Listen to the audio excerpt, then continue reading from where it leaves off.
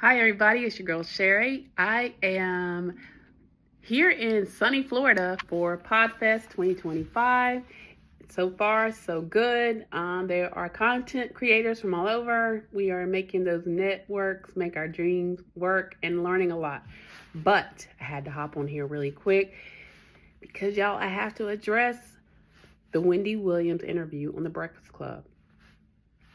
First of all, shout out to the Breakfast Club for doing an amazing interview and for bringing awareness to the fact that Miss Wendy Williams is not incapacitated cognitively. Now, I know some of you are going to say, well, she didn't sound like herself, but her niece, Alex, was with her as well.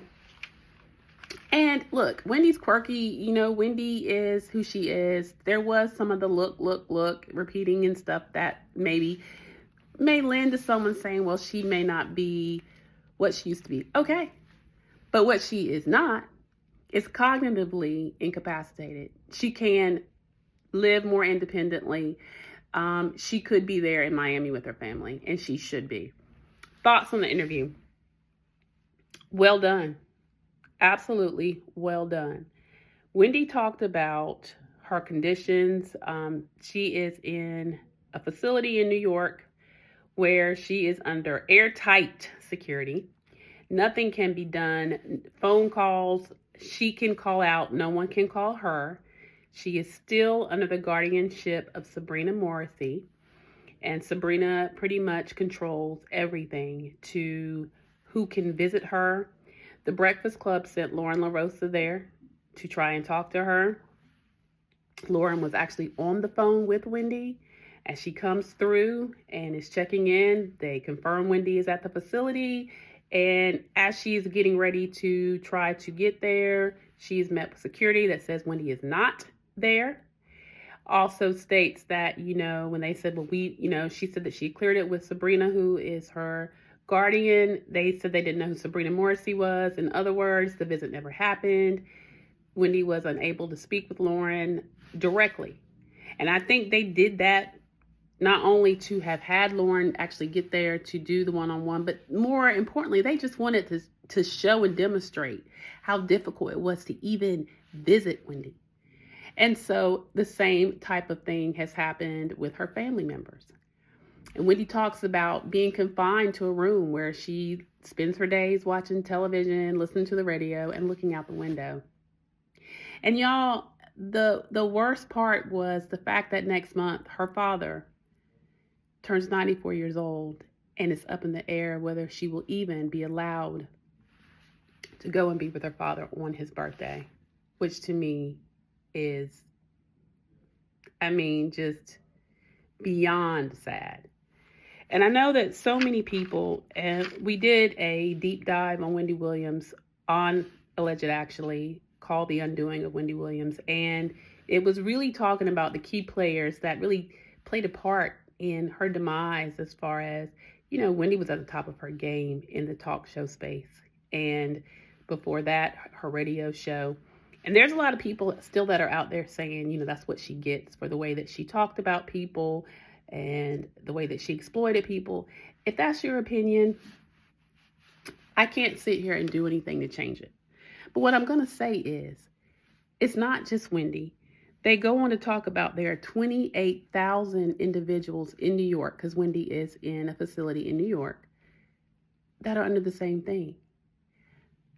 Look, this type of program is supposed to exist for people that truly are in a space where they cannot make decisions for themselves, and they are supposed to have someone that is looking out for their best interest as far as financial, medical, living arrangements, and the like.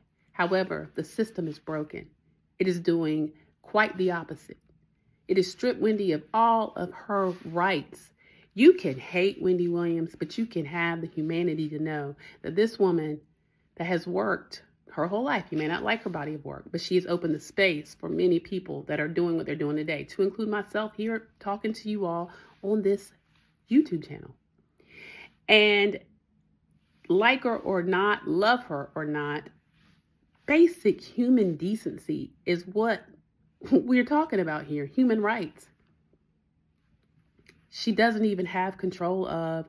She spoke of wanting to see her doctor that had been treating her for years regarding her thyroid condition. That was denied. It's just, take your medication. She's fed every day 7 pills. She says that she does not take all of them. Charlemagne actually told her, please make sure you're not doing that. She doesn't even know what she's taking. Y'all, it just seems incredibly cruel. It seems incredibly illegal. The fact that it is legal is something that, we need to question. So, they also talked about the fact that, she had these 2 cats that she loved.